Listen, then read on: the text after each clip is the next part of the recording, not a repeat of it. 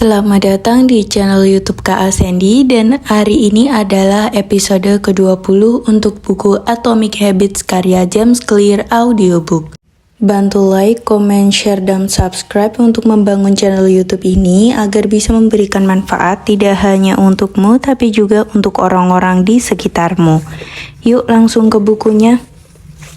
Suka dengan diri sendiri, saya yang sejati. Sejujurnya, sebagian proses ini hanya kebetulan. Michael Phelps dan Hakeem Elgoridge beruntung terlahir dengan seperangkat kemampuan langka yang dihargai tinggi oleh masyarakat dan ditempatkan di lingkungan yang ideal untuk kemampuan-kemampuan itu. Kita semua memiliki waktu yang terbatas di planet ini, dan yang betul-betul hebat di antara kita adalah orang-orang yang tidak hanya bekerja keras tapi juga memiliki keberuntungan yang baik untuk bertemu dengan kesempatan-kesempatan yang menguntungkan kita.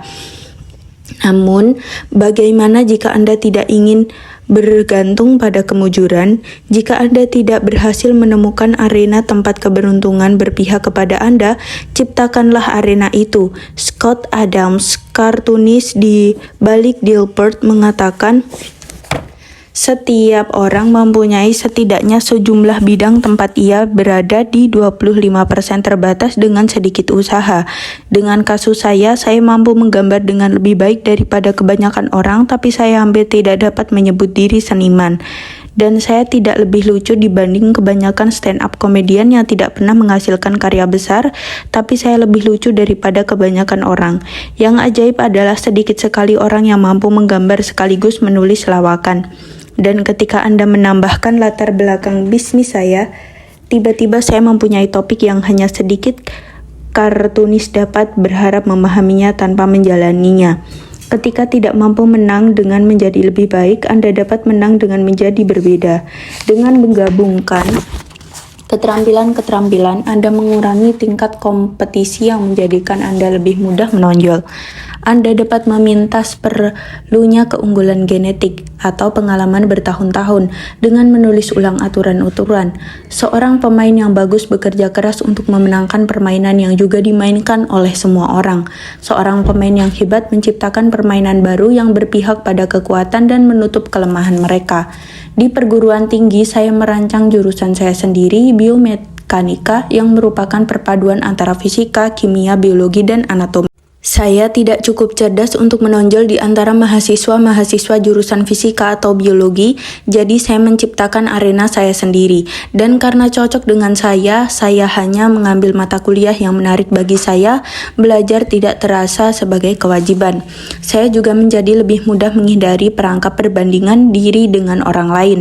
Lagi pula, tidak ada orang yang mengambil kombinasi mata kuliah seperti saya, jadi siapa dapat mengatakan apakah mereka lebih baik atau lebih buruk.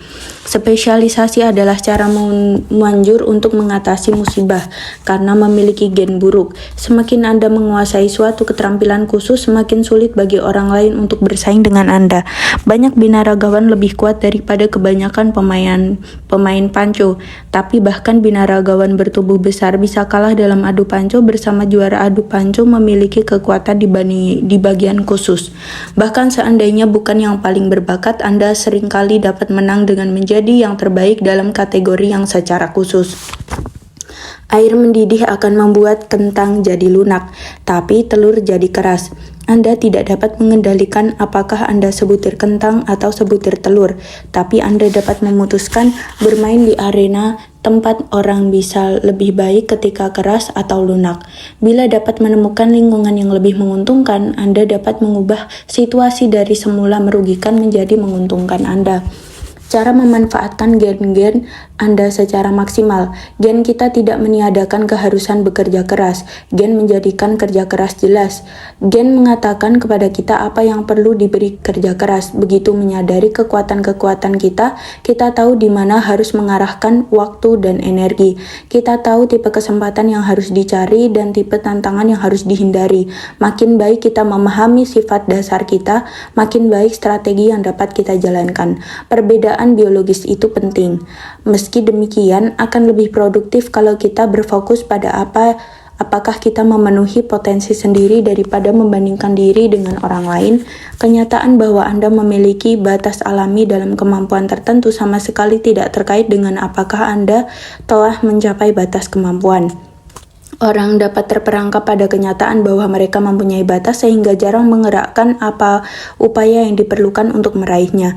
Selanjutnya, gen tidak dapat membuat Anda sukses jika Anda tidak melakukan apa yang harus dilakukan.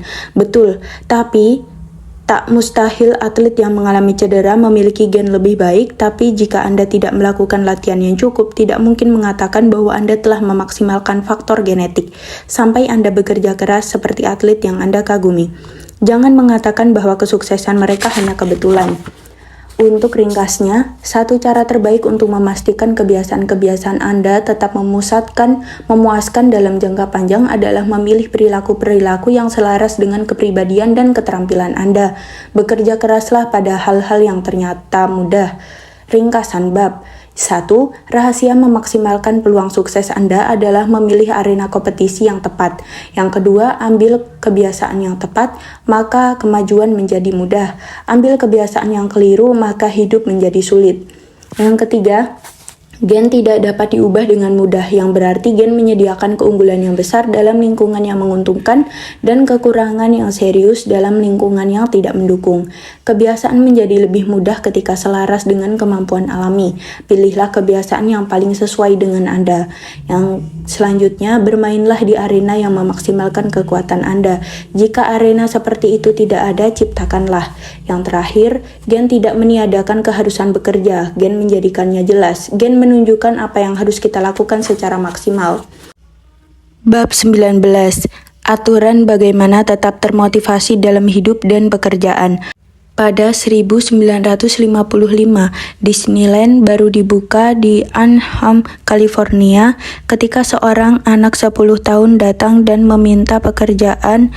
Kala itu, undang-undang tenaga kerja menjadi longgar dan anak berusaha mendapatkan pekerjaan sebagai penjajah buku panduan sehingga 1,5 eksemplar.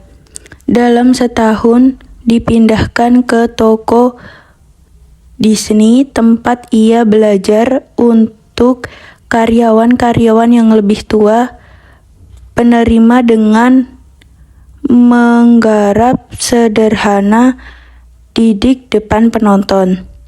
Tak lama kemudian, India mendapatkan bahwa yang disukainya bukan pertunjukan sulap, melainkan melawak secara umum. Ia menetapkan cita-cita menjadi pelawak. Ia yang masih berusia belasan tahun mulai pendidikan di sekitar Los Angeles. Pengunjungnya sedikit dan waktu tampilnya singkat, jarang duduk di panggung. Kebanyakan pengunjung terlalu sibuk dengan mainan mereka atau mengobrol ketika ia menyampaikan pertunjukannya. Pada suatu malam, ia tampil dengan stand-up comedy di sebuah klub yang tanpa pengunjung. Bukan pekerjaan yang gemerlapan, tapi tak diragukan lagi penampilannya bertambah baik. Aksi-aksinya pertamanya hanya 1 atau 2 menit. Sekitar usia SMA, materi lawakannya berkembang dan ia bisa tampil selama 5 menit. Beberapa tahun kemudian ia mampu tampil 10 menit. Ketika berusia belasan tahun, ia tampil seminggu sekali dengan jatah 20 menit sekali tampil. Ia sampai harus membaca 3 puisi selama pertunjukan supaya bisa genap 20 menit. Tapi keterampilannya terus meningkat. Ia menghabiskan 10 tahun lagi untuk bereksperimen, melakukan penyesuaian, dan berlatih. Ia mengambil pekerjaan sebagai penulis naskah televisi dan secara bertahap berhasil tampil sendiri dalam talk show pada pertengahan 1970-an. Ia berhasil tampil sebagai bintang tamu reguler di The Tonight Show dan Saturday Night Live. Akhirnya setelah hampir 15 tahun bekerja keras, orang muda ini menjadi terkenal. Ia melewat ke melawat ke 60 kota besar dalam 63 hari, dalam 72 kota besar dalam 80 hari, selanjutnya 85 kota besar dalam 90 hari. Ia mendapatkan 18.695 penonton dalam suatu pertunjukan di Ohio. Sejumlah 45.000 tiket pernah terjual untuk pertunjukan 3 harinya di New York. Ia berhasil meraih puncak dalam genrenya dan menjadi salah satu pelawak paling sukses di eranya. Ia bernama Steve Martin. Kisah Martin menawarkan perspektif yang mempesona tentang apa yang dipilihnya untuk mempertahankan kebiasaan dalam jangka panjang. Komedi bukan untuk orang penakut atau pemalu. Sulit membayangkan situasi yang menghujam jantung kebanyakan orang ketika tampil sendirian di panggung dan gagal membuat seorang pun tertawa. Namun Steve Martin berhadapan dengan ketakutan seperti itu setiap minggu selama 18 tahun. Ia berkata 10 tahun untuk belajar, 4 tahun untuk menyempurnakan, dan 4 tahun untuk sukses besar. Mengapa sebagian orang seperti Martin bertahan dengan kebiasaan-kebiasaan mereka? Entahlah, berlatih melawak atau menggambar kartun atau bermain gitar, padahal kebanyakan kita sulit untuk tetap termotivasi. Bagaimana kita merancang kebiasaan-kebiasaan yang membuat kita tertarik mendekat, bukan malahan menjauh?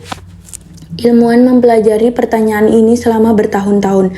Meski masih banyak yang harus dipelajari, satu temuan yang paling konsisten adalah bahwa mempertahankan motivasi dan meraih hasrat memuncak adalah mengerjakan tugas dengan tingkat kesulitan yang masih terkendali.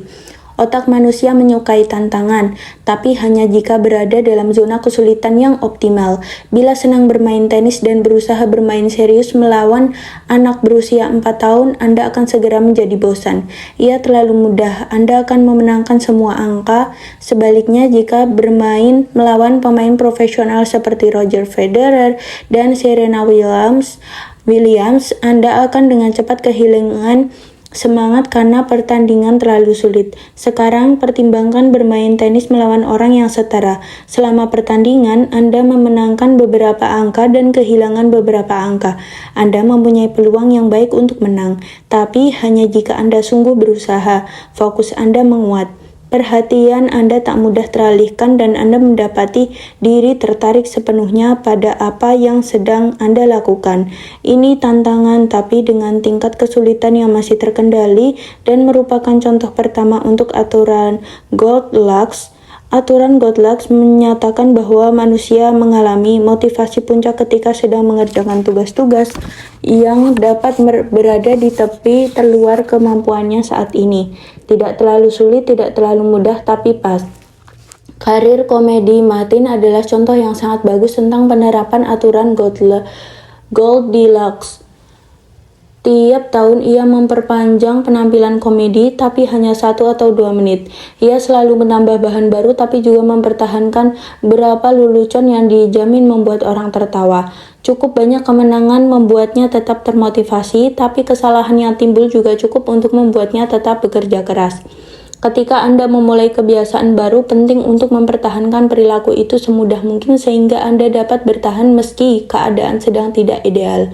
Ini gagasan yang kita bicarakan secara terperinci sewaktu membahas hukum ketiga perubahan perilaku. Namun begitu kebiasaan menjadi mapan, penting untuk terus maju meski hanya sedikit.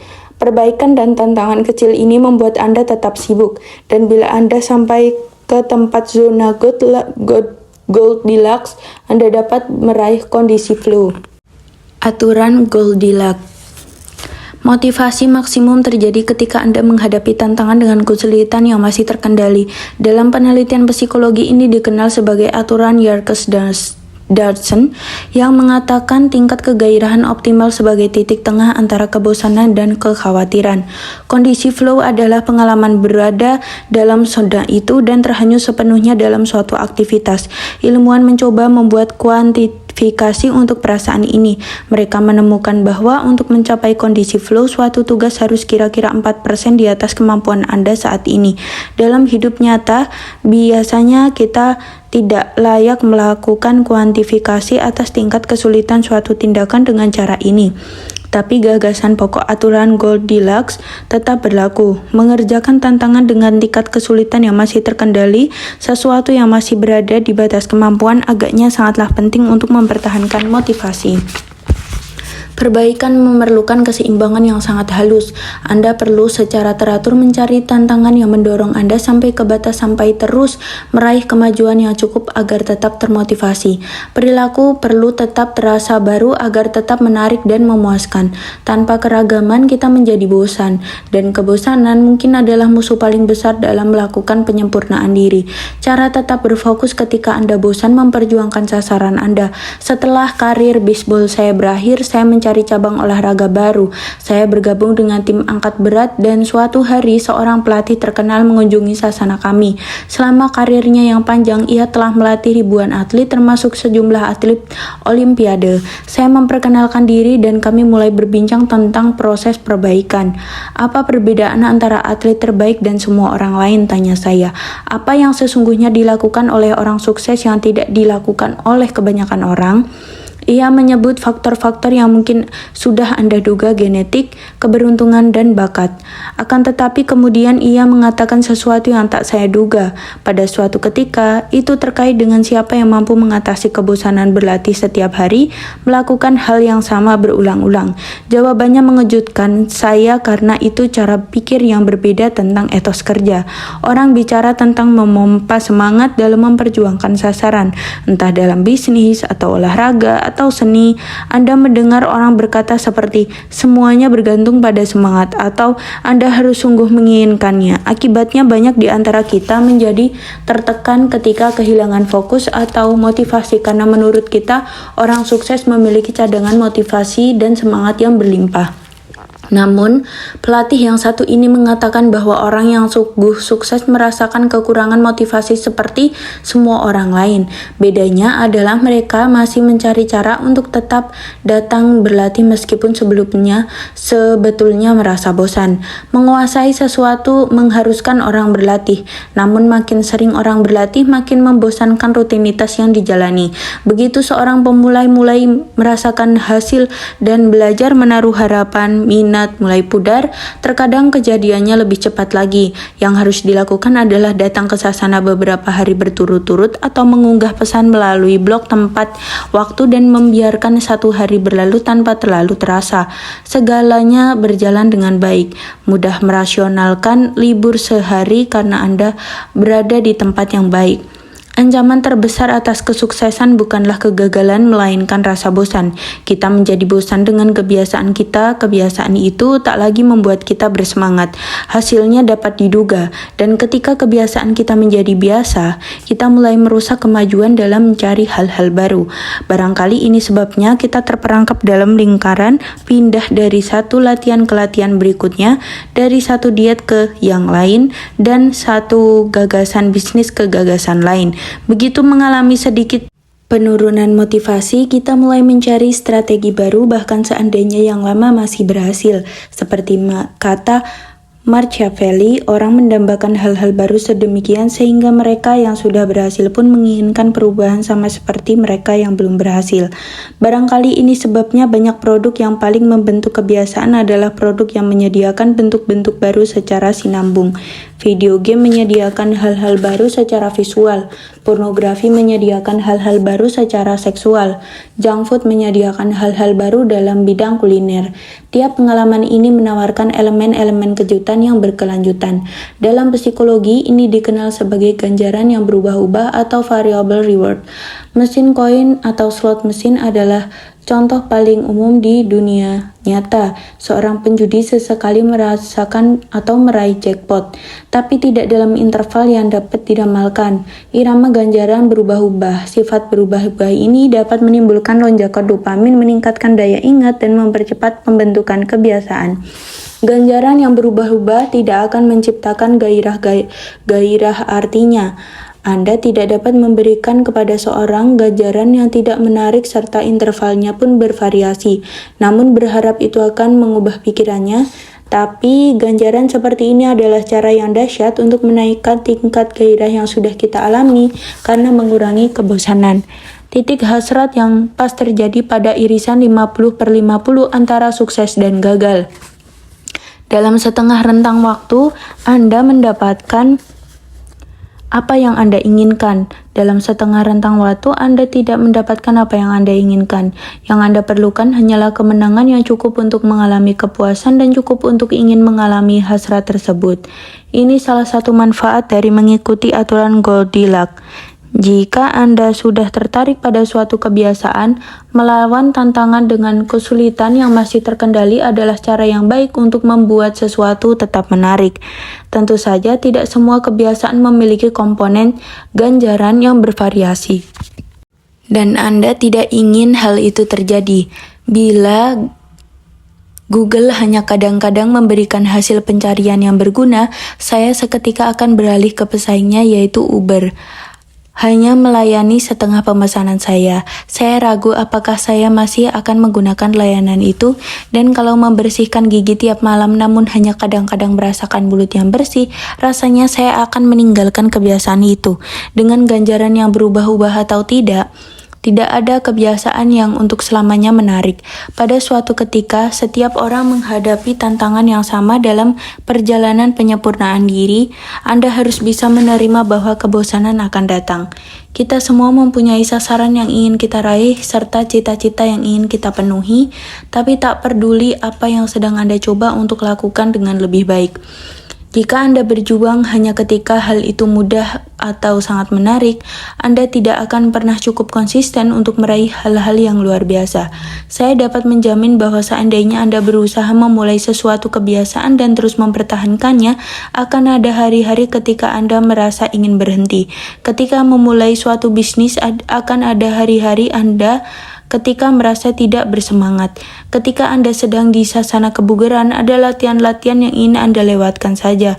Ketika tiba waktu untuk menulis, akan ada hari-hari ketika Anda merasa tidak ingin mengetik. Namun Anda harus terus melakukannya meskipun sedang kesal, tidak nyaman atau malas melakukannya. Itulah yang memunculkan perbedaan antara profesional dan amatir. Profesional memilih taat pada jadwal, amatir memilih melewatkan kewajiban. Profesional tahu mana yang penting bagi mereka, lalu melakukan kewajibannya dengan sadar. Amatir mundur dari kewajiban dengan alasan ada yang lebih mendesak dalam hidup mereka. David Chain, penulis dan instruktur meditasi, mendorong murid-muridnya menghindari menjadi meditator cuaca yang buruk. Sama halnya, Anda tidak ingin menjadi atlet, penulis, atau apapun lainnya yang beraksi hanya ketika situasi sedang ramah. Ketika suatu kebiasaan sungguh penting bagi Anda harus bersedia mempertahankannya dengan suasana hati apapun. Profesional bertindak bahkan ketika suasana hati sedang tidak mendukung.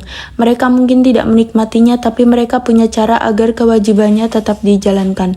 Ada banyak situasi yang membuat saya merasa tidak berselera menyelesaikan tugas, tapi saya tidak pernah menyesal karena lanjut olahraga. Banyak artikel yang rasanya tidak ingin saya selesaikan, tapi saya tidak pernah menyesal ketika artikel itu terbit sesuai jadwal. Ada banyak kesempatan ketika saya ingin sekali bermalas-malasan, tapi saya tidak pernah menyesal karena memaksakan diri datang atau bekerja atau melakukan sesuatu yang penting bagi saya. Satu-satunya cara untuk menjadi hebat adalah terus bersemangat ketika mengerjakan hal yang sama berulang-ulang. Anda harus jatuh cinta pada kebosanan. Ringkasan bab. Aturan Goldilocks mengatakan bahwa manusia mengalami motivasi puncak ketika mengerjakan tugas yang tepat berada di batas kemampuan mereka saat itu. Yang kedua, ancaman terbesar dari kesuksesan bukanlah kegagalan melainkan kebosanan.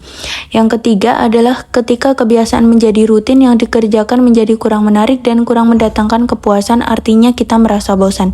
Yang selanjutnya, siapapun dapat bekerja keras ketika merasa termotivasi.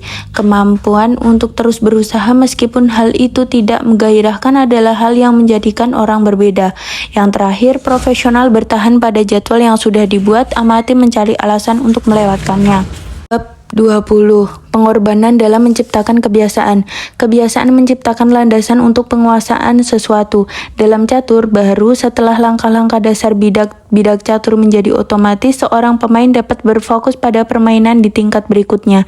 Tiap keping informasi yang tersimpan dalam ingatan membuka ruang mental untuk pemikiran yang lebih sulit. Ini berlaku untuk proyek apapun. Ketika sangat mengetahui gerakan-gerakan yang sederhana sehingga dapat melakukannya tanpa berpikir, Anda bebas untuk memberikan perhatian pada bagian-bagian di tingkat yang lebih tinggi. Dengan cara ini, kebiasaan menjadi tulang punggung dalam proses peraihan kesempurnaan.